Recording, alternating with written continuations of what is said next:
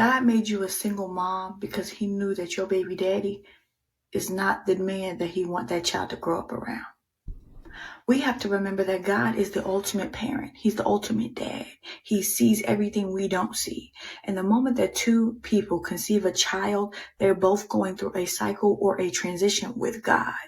And God is seeing our hearts to see, are we ready to step into his will and his purpose, or are we going to fight and go against it? And we still have time to grow. So during that time when you became pregnant and you decided to have that baby and that man started acting crazy, you automatically stepped up because you were prepared. Because guess what? God would have never gave you that child if he didn't feel you were prepared for that child. No. How about we come back to reality? God is your baby daddy. Is that the title of this video? I didn't even read that. What type of baby mama church is this? God wanted you to be a single mom. I don't think God wanted you to be a single mom. Listen, I get that it's tough for a lot of single moms today to try and rationalize, how am I going to accept the fact that I messed up? I made the mistake. There are plenty of examples of people in the Bible that made the mistake. And how do I move on from that? But you don't have to give credit to God for your mistakes. Sometimes you need to hold that L. This idea of it was all part of God's plan. No, the end result, right? The destination is part of God's plan, what he wants for you. But along the way, you decided to let somebody have access to your body, probably before you locked them down for a marriage. Oh, but I don't believe in that part of the Bible. Before you accepted a man as a husband and submitted to him, no, I don't take that serious. I want to. This justification of single motherhood and saying, if God didn't want you to be a single mom, you wouldn't have had the baby is insane.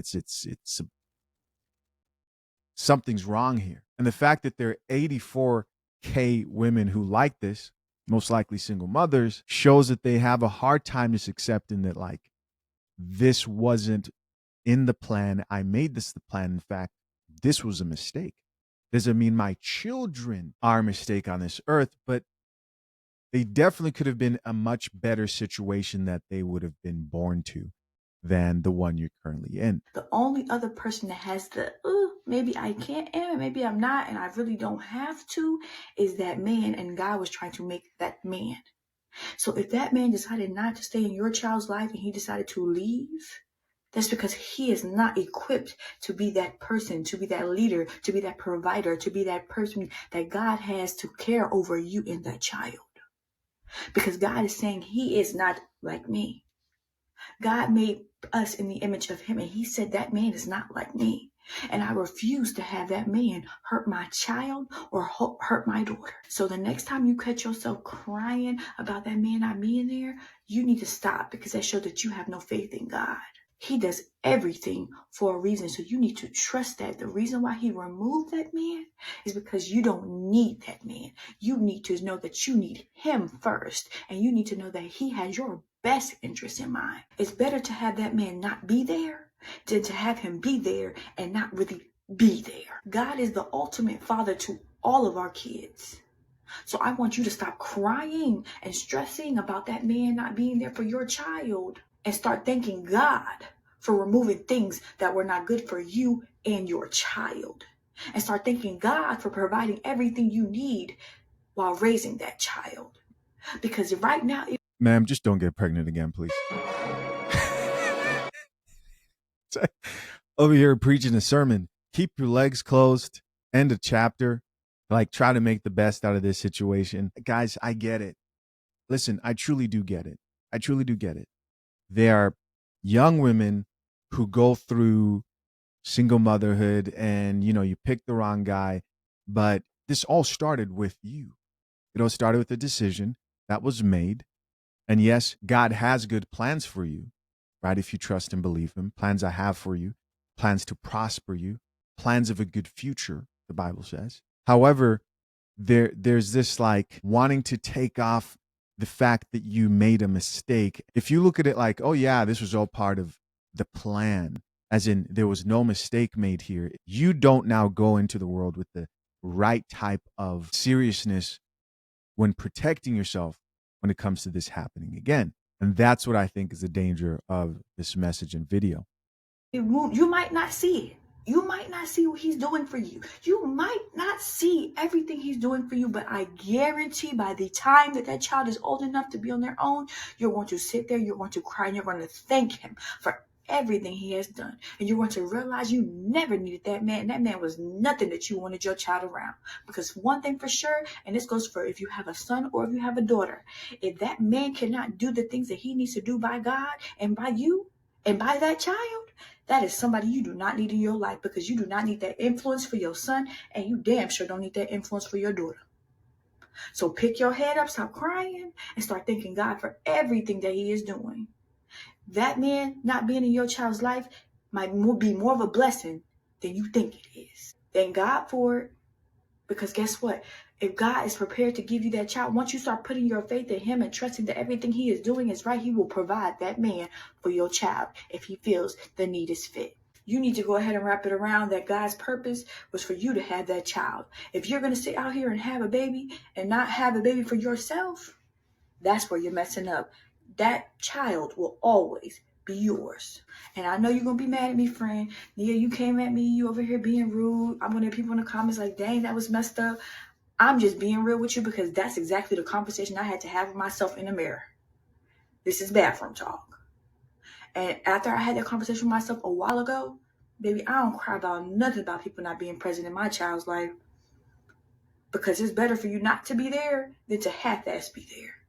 And I know one thing about God. He loves me so he gonna provide, he gonna protect, and he gonna do everything that I need him to do. And when it's time for me to open my hands and have another man come into my life and be there for me and my kids, I know it's God ordained.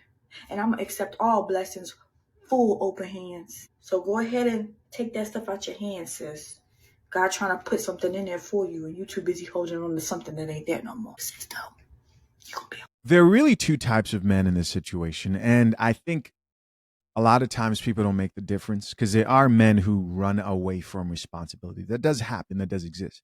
We see that, right? And to act like that doesn't happen is just also plain delusional, right? So stay with me. And if you are, in fact, a woman who's in that situation, the best thing you can do is make yourself attractive and earn a husband. And if you don't like that word earn, yes, I'm talking about a stepfather. You know, people think single moms don't enter relationships or get married. They get married all the time. To women who understand that you are not supposed to come into that situation like you're doing that man a favor, but you come there with humility and you make sure that you do everything in your power to also put him first, right? Allow him to discipline your kids, so on and so forth. Then that should be your number one priority, to capitalize on a father figure for those young children. Now, then there's the other side, right? This is the side where you have a man who wants to be involved, but the mother is keeping that man away. We see a lot of that as well. I think the priority here should be for you to try and figure out where you fit in as a woman. And if you have to let go, you let go.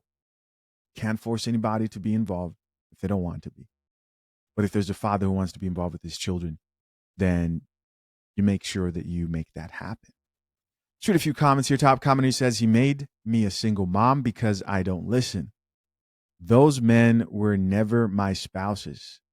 Well, at least you're taking in some accountability by saying you don't listen. But ma'am, God did not make you a single mom. I am amazed at how hard it is for these chicks to just accept, I made this mistake. Now you got to sit here and go, God made me a single mom. Come on. Come on. Are we going to blame God too for this? Next comment here says, I gained the most peace as soon as I left. Somebody else here added, so true. I got my daughter and God got us. Cool. Here's another person that says, being pregnant opened my eyes to so many things.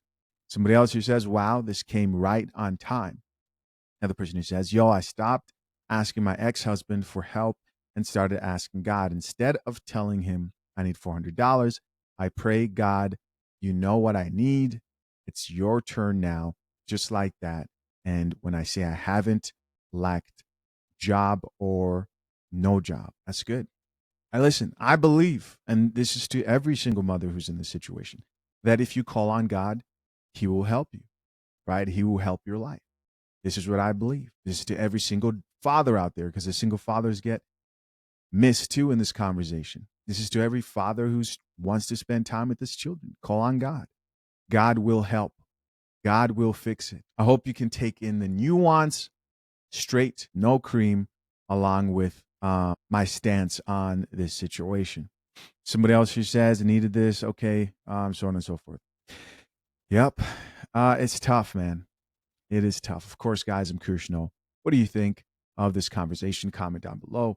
To my currently engaged or soon to be married men, maybe a man who may be proposing very soon, if you need a prenup but don't know where to start, head over to fathershaverights.com, where we guide you via our expert attorneys with how to approach getting a solid and legally binding prenuptial agreement before you hire your attorney.